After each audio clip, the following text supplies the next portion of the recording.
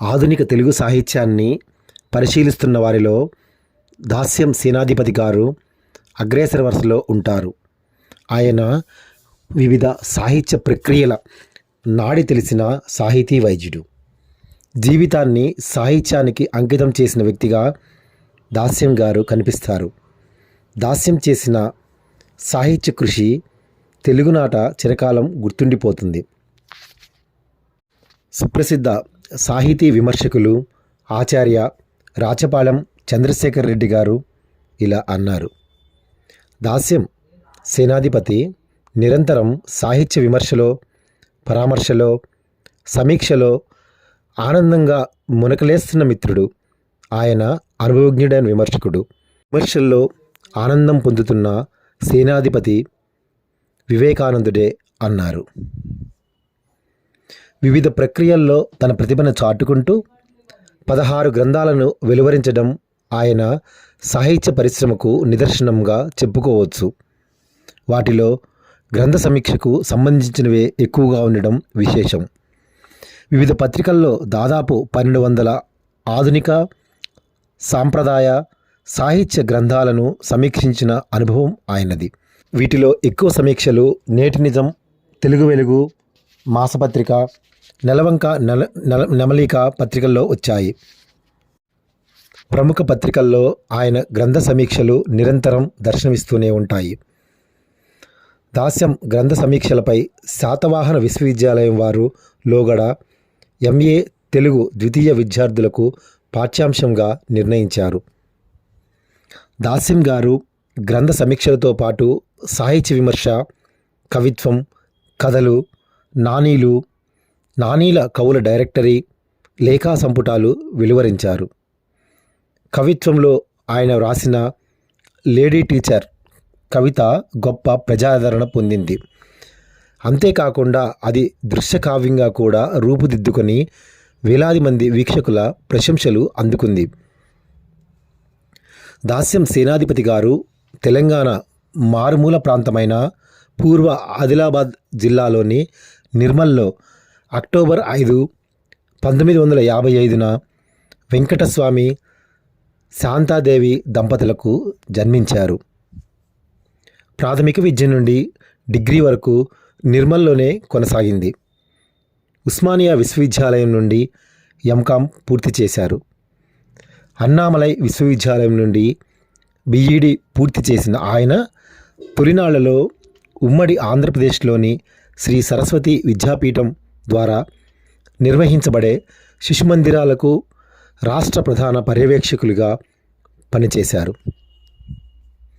1984లో APPSC ద్వారా పూర్వ కరీంనగర్ జిల్లా సుల్తానాబాద్లో ప్రభుత్వ జూనియర్ కళాశాలలో కామర్స్ లెక్చరర్గా నియమించబడినారు.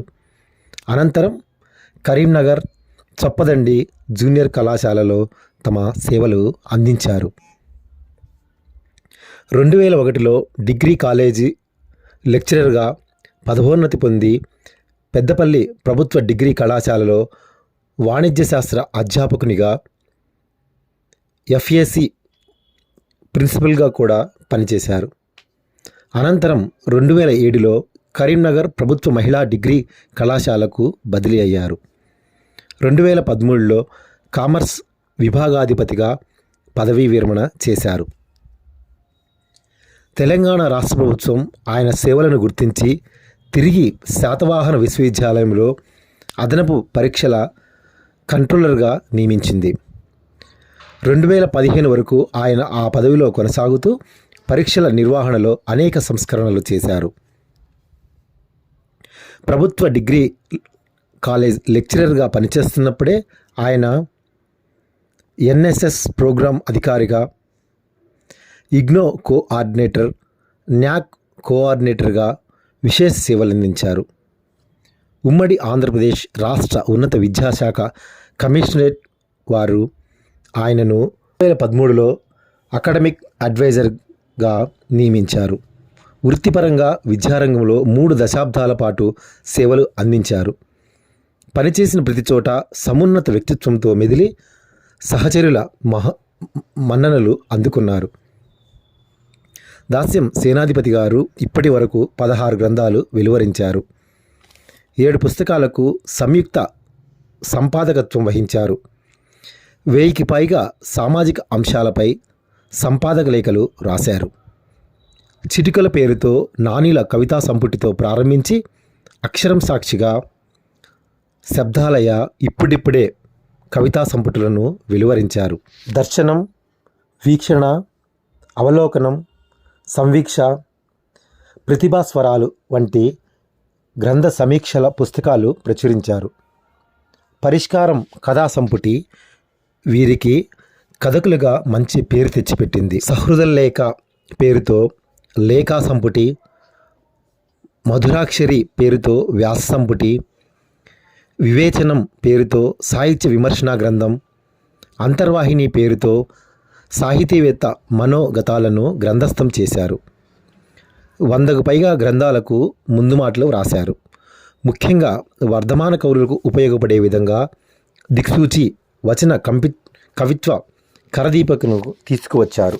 గల్లీ నుండి ఢిల్లీ దాకా, సినారే మొదలుకొని సామల సదాశివ, కొణిజేటి రోసయ్య, శ్రీ భాష్యం విజయసారథి, దేవులపల్లి ప్రభాకర్ రావు, తిరునగరి, కెవి రమణాచారి, ఆచార్య ఎన్ గోపి, కె శివారెడ్డి, ఆచార్య కొలకునూరి ఇనాక్, ఆచార్య శివారెడ్డి, నలిమెల భాస్కర్, నందిని సిద్ధారెడ్డి, బిఎస్ రాములు, జూలూరి గౌరీశంకర్, చుక్కా రామయ్య, ఆచార్య హరగోపాల్, ఆచార్య కసిరెడ్డి వెంకటరెడ్డి, ఆచార్య ఘంటా చక్రపాణి, అల్లం నారాయణ, ఆచార్య మసన చెన్నప్ప, అమ్మంగి వేణుగోపాల్, ఏనుగు నరసింహారెడ్డి, మామిడి హరికృష్ణ వంటి ఎంతో మంది ప్రముఖులు పాల్గొన్న సాహిత్య సభలకు దాస్యం సేనాధిపతి అధ్యక్షత వహించారు.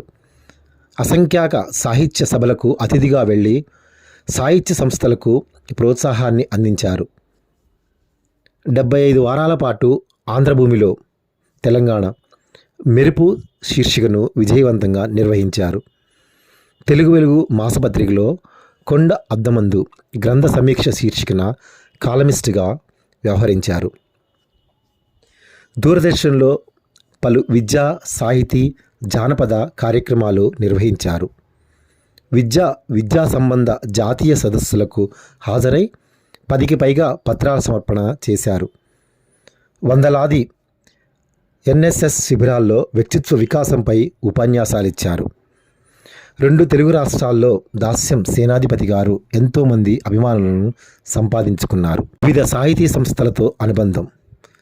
తెలంగాణ రచయితల సంఘం రాష్ట్ర కోశాధికారిగా పనిచేస్తున్నారు.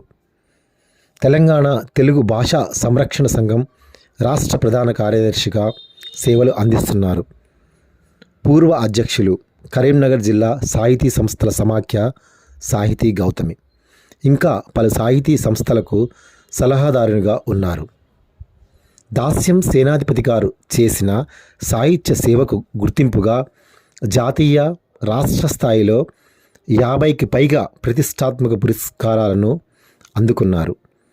ప్రభుత్వ ఉత్తమ ఉపాధ్యాయ పురస్కారంతో పాటు వివిధ రంగాల్లో 50 పురస్కారాలకు పైగా అందుకున్నారు.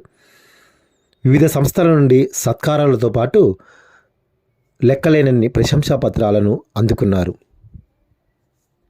దాస్యం సేనాధిపతి సాహితీ సేవలు. వారి తండ్రి గారైన దాస్యం వెంకటస్వామి పేరు మీద రాష్ట్ర స్థాయి సాహితీ పురస్కారం 10 ఏళ్లుగా ఇస్తున్నారు. గత 7 ఏళ్లుగా రాష్ట్ర స్థాయి సినారే వాగ్భూషణ పురస్కారాన్ని ఉత్తమ వ్యాఖ్యాతకు, కళాకారునికి ఇస్తున్నారు. 2017లో ముంబై ఆంధ్ర మహాసభ వారి ఆహ్వానం మేరకు ఉగాది వేడుకలకు ముఖ్య అతిథిగా వెళ్ళారు. ప్రస్తుతం కరీంనగర్, హైదరాబాదులో నివాసం ఉంటున్న దాస్యం సేనాధిపతి గారు తన సమయాన్నంతా సాహిత్య సేవకే వినియోగిస్తున్నారు. దాస్యం సేనాధిపతి గారి సతీమణి పేరు గీతారాణి. వీరికి 2 కుమారులు వినోద్, ప్రమోద్. విద్యాధికులై ఉన్నత ఉద్యోగాల్లో స్థిరపడ్డారు. దాస్యం సేనాధిపతి గారి జీవితం, రచనలు భావితరాలకు స్ఫూర్తిదాయకం. సాహితీ విమర్శ విభాగంలో అమృతలత అవార్డు అందుకుంటున్న శుభసమయంలో వారికి అభినందనలు. రచన మౌనశ్రీ మల్లిక్, సినీ గేయ కవి. వ్యాఖ్యానం గొర్రెపాటి శ్రీను, హైదరాబాద్.